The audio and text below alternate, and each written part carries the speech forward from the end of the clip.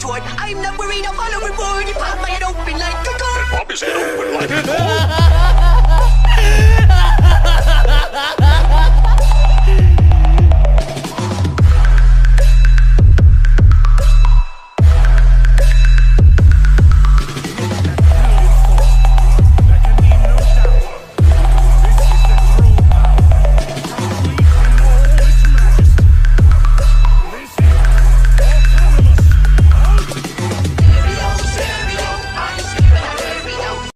जब सी वॉरियर्स ने tournament of power में पार्टिसिपेट किया तब उन्होंने रियलाइज़ करा कि पूरे 12 यूनिवर्स में काफ़ी सारे स्ट्रॉन्ग मॉर्टल्स एग्जिस्ट करते हैं और उन्होंने काफ़ी सारे स्ट्रॉन्ग मॉर्टल से बैटल भी करी।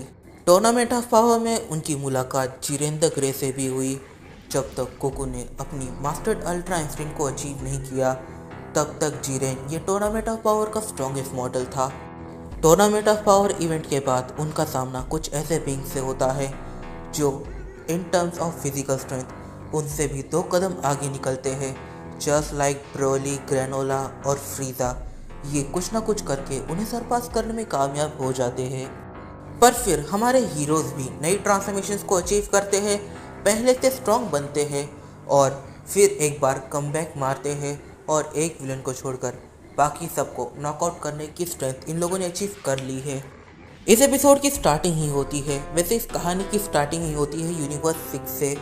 यूनिवर्स 6 में सिचुएशन ऐसी आ गई है कि सारे ही लोग अपने काम में लग चुके हैं और यहाँ पर यूनिवर्स 6 का डिस्ट्रॉयर एक गहरी नींद में चला गया है। और फिर हम देख पाते हैं वेडॉस को। वेडॉस यूनिवर्स 6 के प्लैनेट अर्थ पर इंजॉय कर रही थी स्मूथी को। वो कहती है मानना पड़ेगा, वीज ने काफ़ी काम का प्लैनेट ढूंढा है।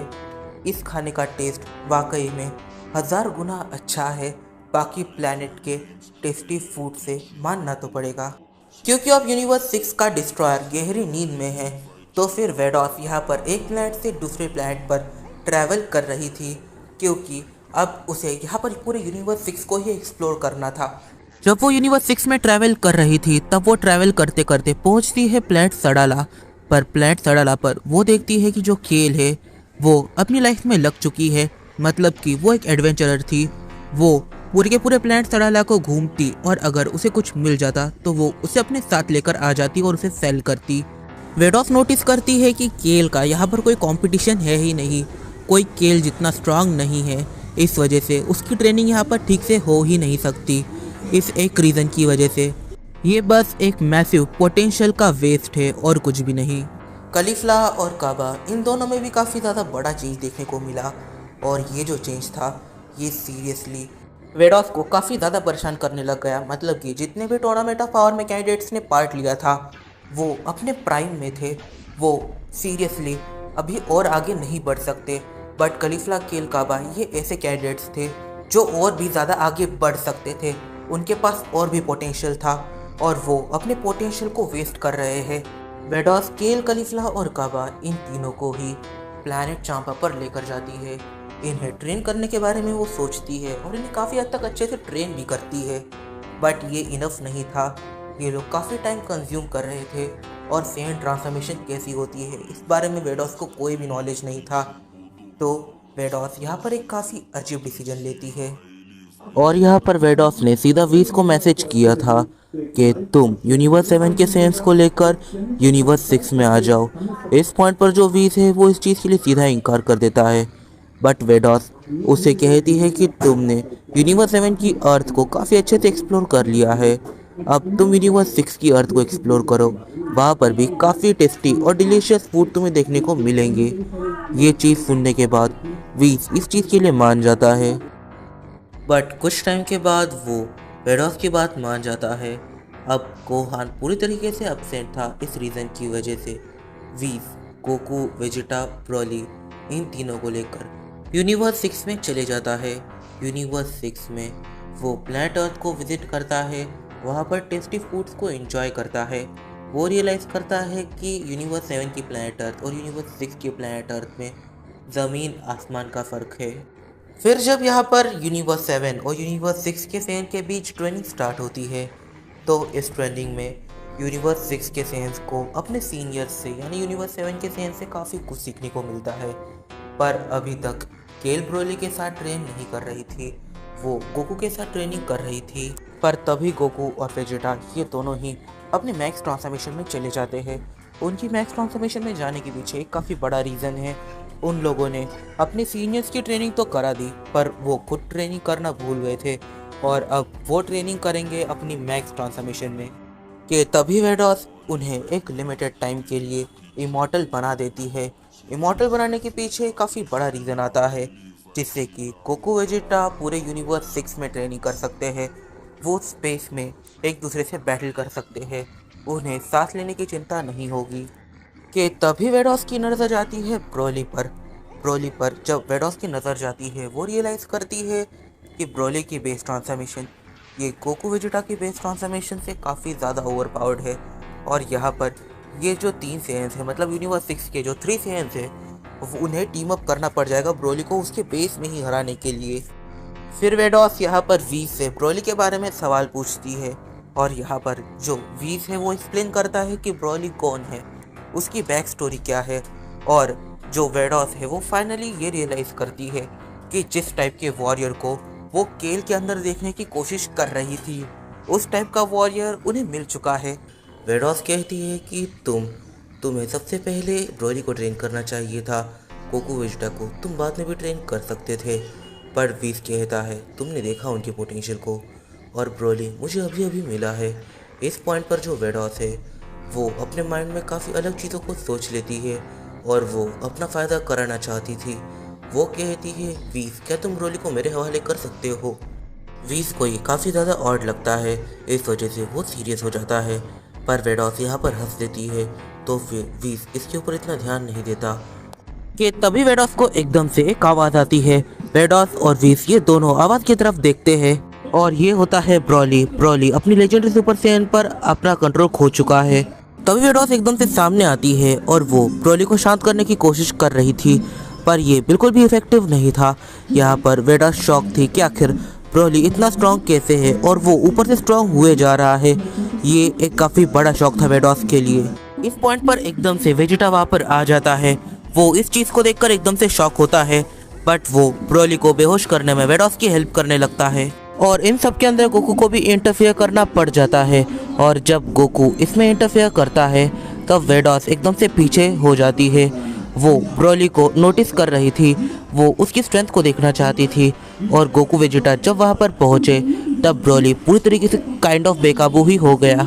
इस पॉइंट पर ब्रोली जैसे अपना पूरा कंट्रोल खो देता है। पूरा कंट्रोल खोने की वजह से अब वो काफ़ी सारी चीज़ों को डैमेज कर रहा था। गोकू वेजिटा के ऊपर काफ़ी सारे क्रिटिकल अटैक्स कर रहा था। ये काफ़ी हद तक उन्हें काफ़ी भयंकर डैमेज कर रहे थे। पर क्योंकि गोकू ने ब्रोली के साथ काफ़ी सारी ट्रेनिंग करी थी, इस वजह से गोकू जानता है कि वो ब्रोली को कंट्रोल में कैसे कर सकता है। गोकू अपनी मास्टर अल्ट्रा इंस्टेंट की हेल्प से सीधा ब्रोली के नेक के बैक साइड पर एक चाप से अटैक करता है और उसे उसी टाइम पर बेहोश कर देता है। ब्रोली को शांत करने के बाद गोकू, वेजिटा, ब्रोली और वीस ये तीनों निकल पड़ते हैं यूनिवर्स 7 के लिए। फिर सीन शिफ्ट होता है। हम देखते हैं वेडॉस को जो ग्रैंड प्रीस्ट से कम्युनिकेट कर रही थी। वो कहती है फादर आपको एक चीज़ सुनकर काफ़ी अजीब लगेगा, असल में यूनिवर्स 7 का एक ऐसा वॉरियर है जो हमारे क्राइटेरिया के लिए फिट बैठता है। बट जो बात आपने मुझे और वीस को बताई थी, वीस उस बात को भूल चुका है और अब मुझे नहीं लगता कि वो ब्रोली को उस पोटेंशियल लेवल तक ट्रेन करेगा। इस पॉइंट पर जो वीस है वो गोकू और वेजिटा इन दोनों को प्लैनेट अर्थ छोड़ता है और वो ब्रोली को प्लैनेट बीरस पर ही रखता है। वो प्लैनेट बीरस पर सोचने लग जाता है कि वेडॉस ब्रोली में इतना इंटरेस्ट क्यों दिखा रही थी।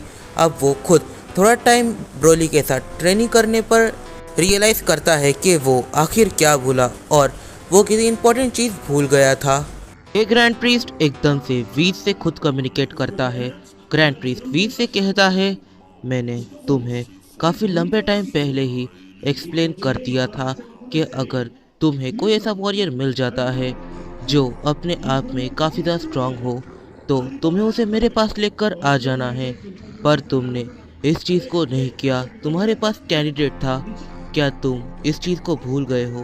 प्रीस्ट अपने सफाई में कुछ बोलने के बारे में सोचता ही है कि ग्रैंड प्रीस्ट कहते हैं ठीक है, अब जो कुछ भी हो गया है वो हो चुका है, अब तुम अपने वॉरियर, अपने कैडेट को लेकर यूनिवर्स 6 चले जाओ और उसे वेडॉस के हवाले कर दो।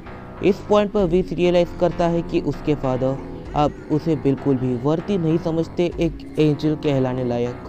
पर ब्रोली को यूनिवर्स 6 ले जाने से पहले विस डिसीजन लेता है कि वो गोकू और वेजिटा इन दोनों से ही बात करेगा, जिससे कि गोकू, वेजिटा और विस इनके माइंड में कोई भी मिसअंडरस्टैंडिंग ना बचे, क्योंकि मिसअंडरस्टैंडिंग ये रिलेशन को काफ़ी बुरी तरीके से इफ़ेक्ट करती है। फिर विस एकदम से निकल लेता है प्लैनेट अर्थ के लिए, क्योंकि अब उसे काफ़ी इंपॉर्टेंट बातें करनी है गोकू और वेजिटा से। एकदम से गोकू के माइंड में क्वेश्चन आता है कि आखिर यूनिवर्स 6 की एंजल को और ग्रैंड प्रीस्ट को ब्रोली से क्या काम है, और आखिर अगर देखा जाए तो फिर ब्रोली से स्पीड गोकू के पास ज़्यादा है, ब्रोली से ज़्यादा ड्यूरेबिलिटी इस पॉइंट पर वेजिटा के पास है। विस ऐसे एक्सप्लेन करता है कि हमारा जो मल्टीवर्स है वो पूरी तरीके से सील किया गया है बाकी मल्टीवर्सेस और सुप्रीम गॉड्स के द्वारा, और डैड चाहते हैं कि वो बाकी सुप्रीम गॉड्स से, जैसे कि सुप्रीम एंजल्स और सुप्रीम स्पीशीज से और बाकी मल्टीवर्सेस से कैसे भी करके बदला ले। पर हम रिवेंज नहीं ले सकते, इसके पीछे काफ़ी बड़ा रीज़न है, क्योंकि हम लोगों पर जो सील लगाया गया है उस सील की वजह से हम लोग बाकी मल्टीवर्सेस के एरिया में बिल्कुल भी इंटरफेयर नहीं कर पा रहे हैं। हम इस मल्टीवर्स में जैसे पूरी तरीके से ट्रैप्ड हो गए हैं, और अभी कोई मॉर्टल या फिर इमॉर्टल ही हमें यहाँ से बाहर निकाल सकता है। फिर गोकू कहता है ठीक है, मैं और वेजिटा नहीं तो जिरेन एक काफ़ी अच्छा ऑप्शन हो सकता था। ग्रैंड प्रीस्ट ने खुद जिरेन को टूर्नामेंट ऑफ पावर में देखा था। फिर सीन शिफ्ट होता है, हम देखते हैं प्लैनेट वाम्पा को। प्लैनेट वाम्पा ये वो प्लैनेट है जहाँ पर ब्रोली रहा करता है। वो इस प्लैनेट पर रहता है, पर वो इस प्लैनेट पर अब नहीं है, वो प्लैनेट बीरस पर है। विस ने उसे प्लैनेट बीरस पर रखा है, पर आज इस प्लैनेट पर कुछ अनवांटेड गेस्ट आए हुए हैं और हम देखते हैं मीरस को। मीरस कहता है जो क्राइम्स तुमने करे हैं उन क्राइम्स के लिए तुम्हें सज़ा मिलेगी ही। अगर तुम खुद ही सरेंडर कर देती हो तो फिर मुझे या फिर मेरे फ्रेंड को हार्श कदम उठाने की ज़रूरत नहीं पड़ेगी। अब तुम शांति से बाहर आ जाओ। कि तभी जो चिल्लाए है वो केव के अंदर से चिल्लाती है, मैंने कोई भी गलती नहीं करी थी पास्ट में, ये जो गलतियाँ थी वो तुम्हारी थी। तुम लोगों ने तुम्हारे शिप को एक ऐसे प्लैनेट पर छोड़ दिया जिस प्लैनेट के लोग मर रहे थे, तब वो शिप मुझे मिली और मैं उस शिप की वजह से सर्वाइव कर गई। अब वो शिप कहाँ पर है ये मुझे भी याद नहीं, तो फिर मेरी कोई भी गलती नहीं है, तुम लोग खुद ही अपनी गलतियाँ कर रहे हो। तभी मीरस एकदम से गुस्सा होता है। मीरस कहता है तुमने हमारा काफ़ी टाइम वेस्ट कर दिया। ये कहकर वो अपनी गन को लोड करता है और केव की तरफ जाने लग जाता है। चिलाई जो इस पॉइंट पर फुटस्टेप्स को सुन रही थी वो एकदम से साइलेंट हो जाती है कि तभी उस पर कोई एंजल अपने स्टाफ की मदद से अटैक कर देता है। इस पॉइंट पर मीरस उस स्टाफ को पकड़ लेता है, बट पकड़ते ही वो रियलाइज़ करता है कि ये विस तो बिल्कुल भी नहीं है, और सारे एंजल्स में विस और ग्रैंड प्रीस्ट ये दोनों ही हैं जो मीरस की थोड़ी बहुत परवाह करते हैं। बाकी सारे एंजल्स को मीरस से कोई भी फ़र्क नहीं पड़ता। कि तभी मीरस एकदम से शॉक होता है जब वो वेडॉस को देखता है, क्योंकि वेडॉस यूनिवर्स 6 की एंजल है, और यूनिवर्स 6 की एंजल यूनिवर्स 7 में आना इसके पीछे काफ़ी बड़ा रीज़न हो सकता है, खास करके तब जब यूनिवर्स 6 और यूनिवर्स 7 दोनों के डिस्ट्रॉयर्स सो रहे हो।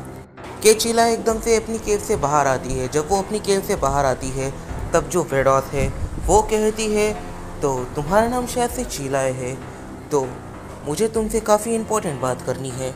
इस पॉइंट पर मीरस वेडॉस के स्टाफ को कंट्रोल करने का ट्राई करता है, पर वेडॉस का जो स्टाफ है वो मीरस को ही दूर फेंक देता है।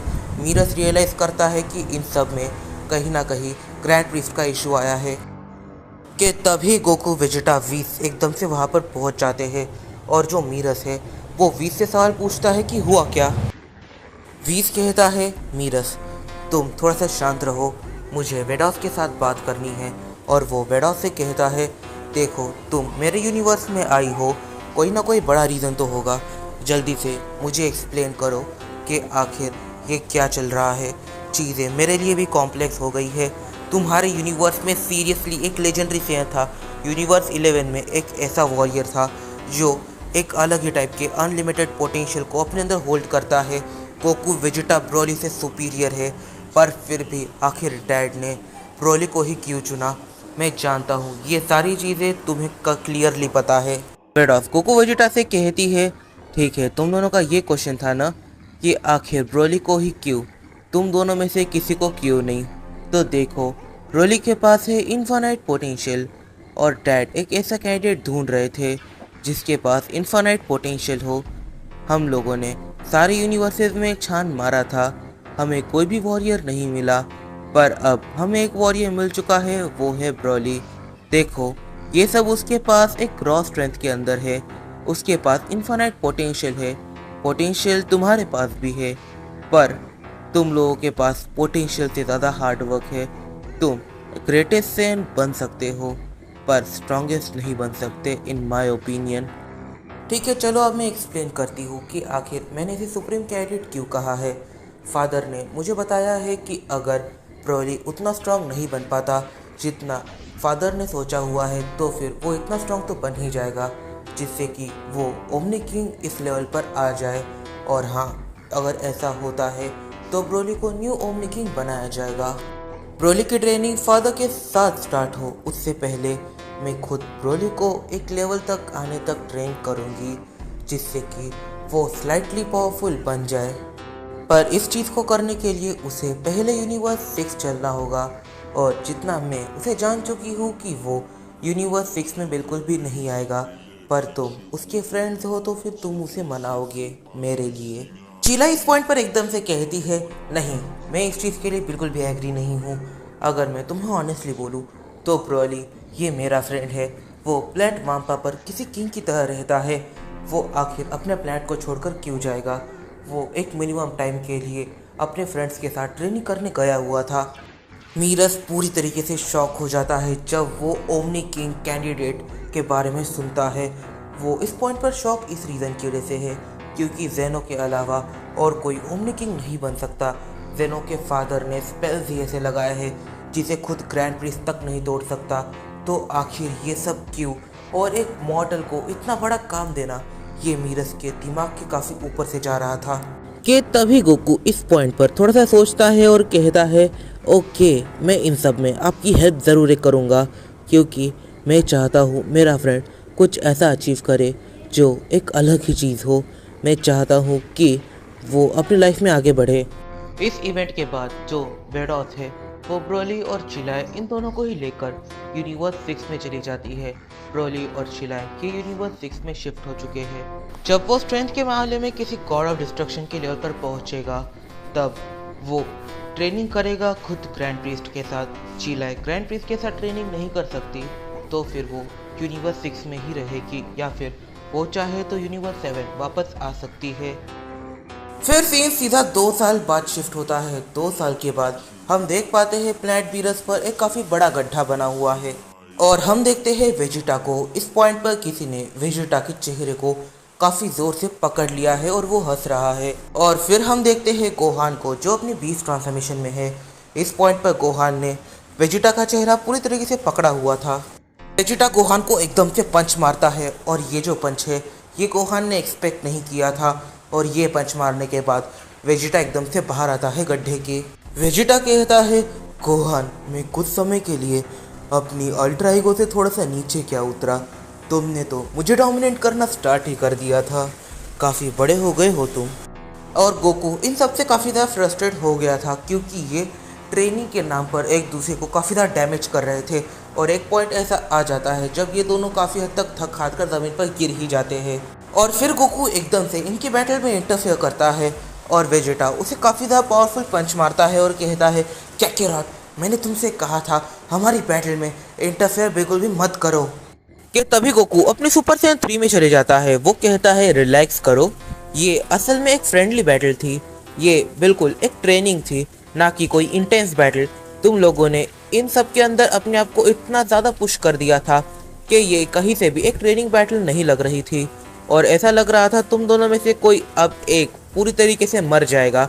तुम दोनों की ट्रेनिंग ऐसी चल रही थी तो मुझे इंटरफेयर करना पड़ा। फिर इन तीनों की ही ट्रेनिंग खत्म हो जाती है। जैसे ही इन तीनों की ट्रेनिंग खत्म होती है, वेजिटा और गोहान ये दोनों सोचते हैं कि अब वो प्लैनेट अर्थ पर वापस जाएंगे, पर गोकू इस पॉइंट पर फिर ट्रेनिंग करना चाहता था अपनी अल्ट्रा इंस्टिंक्ट को और भी ज़्यादा स्ट्रांग बनाने के लिए, और वो वीस के साथ अभी अपनी बेसिक ट्रेनिंग को स्टार्ट कर देता है। जब वीस और गोकू इन दोनों की ही ट्रेनिंग स्टार्ट होती है, तब वीस यहाँ पर अपनी अल्ट्रा इंस्टिंक्ट को काफ़ी अच्छे से यूज़ कर रहा था कंपेयर टू गोकू की अल्ट्रा इंस्टिंक्ट, और गोकू अपनी TUI के अंदर था। इस पॉइंट पर जो वीस है उसे देखकर गोकू ये रियलाइज़ करता है कि वो अभी भी किसी एंजल के लेवल पर नहीं है। वो अल्ट्रा इंस्टिंक्ट को यूज़ करने के बाद भी इतना स्ट्रांग नहीं है। घूम फिर कर बात वही आ जाती है कि आखिर ऐसा क्यों। वीस गोकू से कहता है तुमने अपनी अल्ट्रा इंस्टिंक्ट को नो डाउट इस हद तक मास्टर कर लिया है, इतना ज़्यादा परफेक्ट कर लिया है कि अब मुझे नहीं लगता कि तुम इससे आगे बढ़ सकते हो। पर अगर तुम इससे आगे बढ़ना चाहते हो तो अपने माइंड को इस हद तक रिलैक्स कर दो कि वो भूल ही जाए कि वो एक बॉडी के अंदर एग्जिस्ट करता है। ऐसा सोचो कि तुम एक एनर्जी हो। और वीस गोकू को एक काफ़ी ज़्यादा पावरफुल किक मारता है, जिससे कि गोकू फिर से प्लैनेट वीरस की तरफ गिरने लगता है। गोकू अपने आप को संभालने में कामयाब होता है, और जैसे ही वो अपने आप को संभालता है वो एकदम से वीस की तरफ बढ़ने लग जाता है कि तभी वीस और गोकू ये दोनों ही रुकते हैं। कि तभी गोकू और वीस देख पाते हैं ग्रैंड प्रीस्ट को, जो एक पोर्टल से बाहर आ रहे थे। ग्रैंड प्रीस्ट कहते हैं तो मैं यूनिवर्स 7 में प्रेजेंट हूँ, इसके पीछे काफ़ी बड़ा रीज़न है। मैं अनाउंस करने वाला हूँ टूर्नामेंट ऑफ पावर 2.0। वीस पूरी तरीके से सीरियस हो जाता है क्योंकि उसने टूर्नामेंट ऑफ पावर सेकंड को इतना जल्द एक्सपेक्ट नहीं किया था। उसने टूर्नामेंट ऑफ पावर सेकंड को ही एक्सपेक्ट नहीं किया था। बट हाँ, वीस यहाँ पर कंफर्म है कि टूर्नामेंट ऑफ सेकंड वो जीत सकते हैं। गोकू के पास अपनी अल्ट्रा इंस्टिंक्ट के ऊपर के लेवल है। फ्रीज़ा काफ़ी ज़्यादा ओवरपावर्ड हो चुका है, और वीस अपने फादर को स्टाफ के अंदर कहता है फादर, मैं टीम को प्रिपेयर करके टूर्नामेंट ऑफ पावर के स्टेडियम में लेकर आ जाऊंगा। इस पॉइंट पर गोकू, वेजिटा और गोहान ये तीनों ही उस जगह पर प्रेजेंट थे। ग्रैंड प्रीस्ट वहाँ से चले जाते हैं, और यहाँ पर गोकू कहता है हमें टीम को प्रिपेयर करना होगा। और तभी वीस, गोकू, वेजिटा, गोहान इन तीनों को ही वहाँ से जाने के लिए कहता है, और वीस चले जाता है बीरस को जगाने के लिए, क्योंकि बीरस 7-8 साल से तो सो ही रहा है। टूर्नामेंट ऑफ पावर हुए 7-8 साल बीत चुके हैं। सारे ही यूनिवर्सेस पूरी तरीके से सीरियस हो जाते हैं इस मामले में, और हर किसी का यहाँ पर एक ही प्लान है, कैसे भी करके यूनिवर्स 7 को इरेज करना। और सबसे पहला टारगेट यहाँ पर बनने वाला है एंड्रॉयड 17। सबसे पहले एंड्रॉयड 17 को एलिमिनेट करना, और गोकू को कैसे भी करके एलिमिनेट करना, क्योंकि गोकू और एंड्रॉयड 17 ही है जो यूनिवर्स 7 के लिए एक शील्ड है। पर किसी को भी यह आइडिया नहीं है कि अब यूनिवर्स 7 काफ़ी ज़्यादा चेंज हो चुका है। टूर्नामेंट ऑफ पावर स्टार्ट होने वाला है, तो हम सभी को प्लैनेट अर्थ जाना होगा ताकि हम टीम को और स्ट्रेटेजी को प्रिपेयर कर सके। फिर वीस, बीरस, गोकू, वेजिटा, गोहान ये तीनों ही निकल पड़ते हैं प्लैनेट अर्थ के लिए। प्लैनेट अर्थ पर पहुंचने के बाद सबसे पहले काम जो वो करते हैं वो है टीम के बारे में सोचना। जब वो लोग प्लैनेट अर्थ पहुंचते हैं तब बीरस कहता है गोकू एक काम करो, अब तुम जल्दी जाकर ब्रॉली को लेकर आ जाओ। ब्रॉली ये हमारे लिए काफ़ी अच्छा कैडेट हो सकता है। कि तभी वीस यहाँ पर बीरस से कहता है लॉर्ड बीरस, ब्रॉली यूनिवर्स 7 में ही नहीं है। इस पॉइंट पर जो बीरस है वो समझता है कि ब्रॉली यूनिवर्स 6 ट्रेनिंग करने गया है। बीरस कहता है वीस एक काम करो, तुम उसे यूनिवर्स 6 से वापस लेकर आ जाओ अगर वो ट्रेनिंग करने गया है तो। कि तभी एक फीमेल कैरेक्टर बीरस को रिप्लाई करते हुए कहती है नहीं, वो यूनिवर्स 6 में अभी नहीं है, वो मे बी ग्रैंड प्रीस्ट के पैलेस पर ट्रेनिंग कर रहा होगा। और ये सुनकर बीरस, गोकू, वेजिटा ये सभी शॉक होते हैं, इवन तो वीस भी शॉक हो जाता है। गोकू, वेजिटा एकदम से शॉक होते हैं। गोकू एकदम से कहता है चिल्लाए क्या ये तुम हो? इस पॉइंट पर जैसे ही चिल्लाए हाँ करती है, गोकू, वेजिटा पूरी तरीके से शॉक होते हैं। गोकू इस पॉइंट पर कहता है एक मिनट, तुम यहाँ पर हो, इसका मतलब कि ब्रॉली भी यहाँ पर आया होगा। और आखिर ये तुमने अपना क्या हाल बना लिया है? तुम्हारी स्किन का कलर किसी ह्यूमन की तरह हो गया है, ये कैसे हुआ? चिलाई बताती है कि जब उनकी ट्रेनिंग यूनिवर्स 6 के एंजल के साथ खत्म हुई तब उन्हें दाशिंग खन से ट्रेनिंग करनी थी, बट ब्रॉली दाशिंग खन से ट्रेनिंग ना करके यूनिवर्स 7 वापस आना चाहता था। दाशिंग खन ये एक डीमन नहीं है, ये एक एंजल है, ये किसी के भी परमिशन के अलावा कुछ भी नहीं कर सकते थे। तो फिर यहाँ पर मेरा चांस बन गया। मैंने अपने फ्रेंड को मनाया ताकि वो ग्रैंड प्रिंस की बातें सुन सके, और तब ग्रैंड प्रिंस ने मुझे एक चांस दिया, एक विश दी कि मैंने उनका काम किया है। मैंने विश किया था कि मैं एक सैन बन जाऊँ। ग्रैंड प्रिस्ट मुझे सैन नहीं बना सकते थे, पर उन्होंने मुझे उससे मिलती जुलती एक चीज़ बना दिया जो ह्यूमन थे।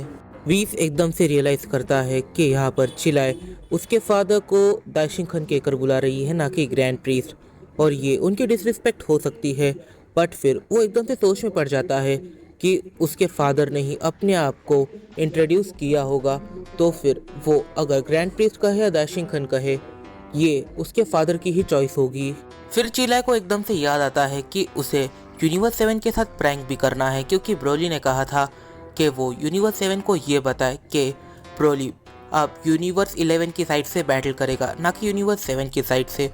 कि तभी प्लैनेट अर्थ पर फ्रीजा भी आ जाता है, और इस बारी फ्रीजा और गोकू जब मिलते हैं तब गोकू और फ्रीजा ये दोनों अपना हल्का मजाक कर ही रहे थे कि इस पॉइंट पर चिलाए हर किसी को एक शॉक देती है। चिलाए कहती है कि ब्रोली, गोकू और वेजिटा इन दोनों से ही इनके पूरे पोटेंशियल पर लड़ना चाहता था, बट अगर वो यूनिवर्स 7 की तरफ से बैटल करेगा तो फिर वो ये नहीं कर पाएगा। इस वजह से ब्रोली यूनिवर्स 11 की तरफ से टूर्नामेंट ऑफ पावर में पार्टिसिपेट करने वाला है।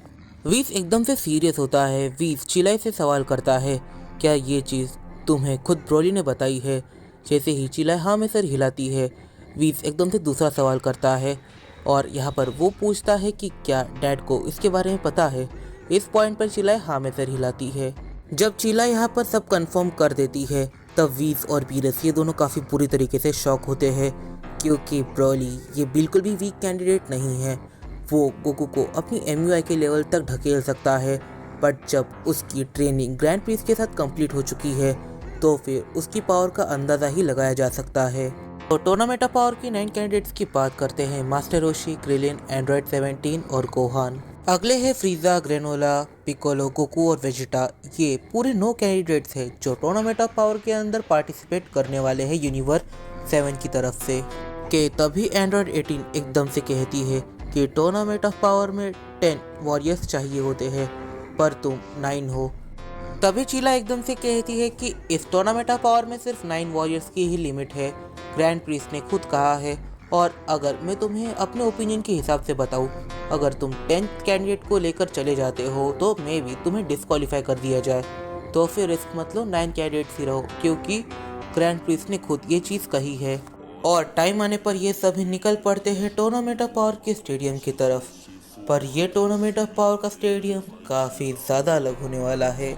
जब यूनिवर्स 7 के वॉरियर्स बैटलफील्ड में उतरते हैं, तब यूनिवर्स 11 के वॉरियर्स खुद उन्हें यहाँ पर सामने से अप्रोच करते हैं, और जिरेन खुद अपने हाथ को आगे करता है ताकि गोकू उसे देख सके।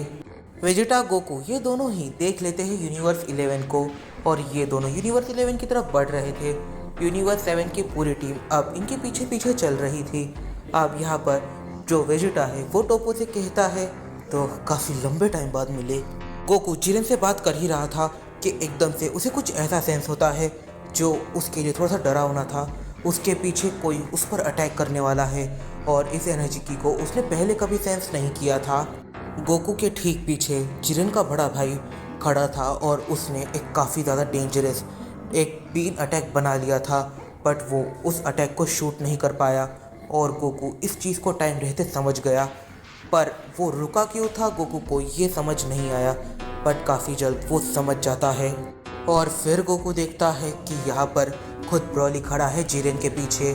उसने एक काफ़ी ज़्यादा भयंकर वेपन बना लिया है अपने हाथ में अपनी एनर्जी की मदद से, और वो जिरेन के ठीक गर्दन के ऊपर है, और यूनिवर्स 11 के ऊपर एनर्जी से बने हुए काफ़ी ज़्यादा भारी एक ऐसे टाइप के स्टोन है जिसे वो डॉज नहीं कर सकते।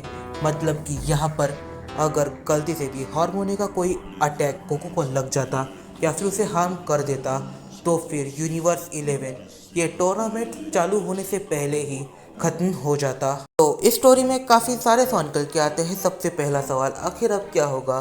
क्या ब्रोली यहाँ पर जिरेन के बड़े भाई से बैटल करेगा? और अगर वो जिरेन के बड़े भाई से बैटल करेगा तो इस बैटल को कौन जीतेगा? और जिरेन का जो बड़ा भाई है आखिर उसकी बैक स्टोरी क्या है? और इस टाइमलाइन के अंदर ब्रोली कितना ओवरपावर्ड हो सकता है? इन सारे सवालों के जवाब हम जानेंगे अपने आने वाले कुछ वीडियोस में। तब तक के लिए बाय बाय। वीडियो पसंद है तो लाइक ज़रूर कर देना, कमेंट करना मत भूलना क्योंकि तुम्हें कमेंट से मुझे मोटिवेशन मिलती है। मिलते हैं अपनी अगली वीडियो में, तब तक के लिए बाय बाय।